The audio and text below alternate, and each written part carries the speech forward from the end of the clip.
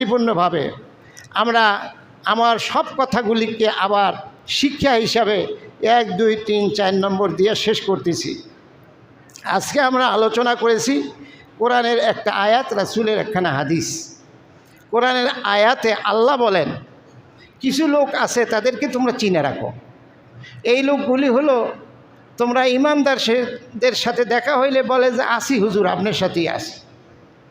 আবার যখন তোমার বিপক্ষের ইসলাম বিরোধী শক্তির সাথে সাক্ষাৎ হয় তখন বলে যে আরে আসি, আপনাদের সাথেই আসি, ও আমি মুসলমানদের সাথে একটু ঠাট্টা করছি। আল্লাহর ভাষা এরকম,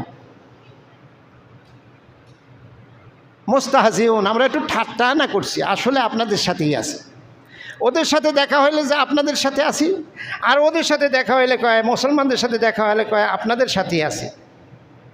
আল্লাহ পাক বলছেন এই চরিত্রের লোক যারা, আল্লাহ রাসূল এই আয়াতের ব্যাখ্যা দিতে গিয়া বলেন এই চরিত্রের লোক যারা, তাদের আরও 4টা চরিত্র আছে, তাদের আরও 4টা চরিত্র আছে। কয়টা? এই আয়াতের ব্যাখ্যা দিতে গিয়ে আল্লাহ নবী হাদিসে আরও 4টা চরিত্র বলছে। একটা হলো এরা যখন কথা বলে, এই চরিত্রের লোকেরা, তারা এদিকেও আছে ওদিকেও আছে।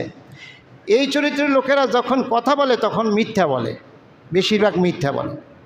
এরা যখন ওয়াদা দেয় তখন ভঙ্গ করে, চুক্তি করলে চুক্তি ভঙ্গ করে। এদের কাছে আমানত রাখলে এরা খেয়ানত করে। আর এরা যখন তর্ক বিতর্ক ঝগড়াঝাটি করে তাহলে হোমানে গালি দেয়। কি দেয়? এরা মুনাফিক। এরা কি? এরা মুনাফিক। এরা যখন ঝগড়াঝাটি করে, ঝগড়াঝাটি মানুষের হইতেই পারে, দ্বিমত থাকতেই পারে, মতের ভিন্নতা থাকতেই পারে এক সমাজে বসবাস করলে, কিন্তু তাদেরকে চিনার সবচেয়ে বড় চিহ্ন হইল ঝগড়া লাগলেই খালি তাকাই থাকবেন কোনটা মুনাফিক। ঝগড়া লাগলেই খালি তাকাই থাকবেন, যেটা দেখবেন যে খালি গালিগালাজ করে, তাহলে বুঝবেন যে মুসলমান, এটার নাম হইল এটা একটা কি মুনাফিক। সহজে চিনা ফেলাবেন। দেখেন মুনাফিক চিনা কত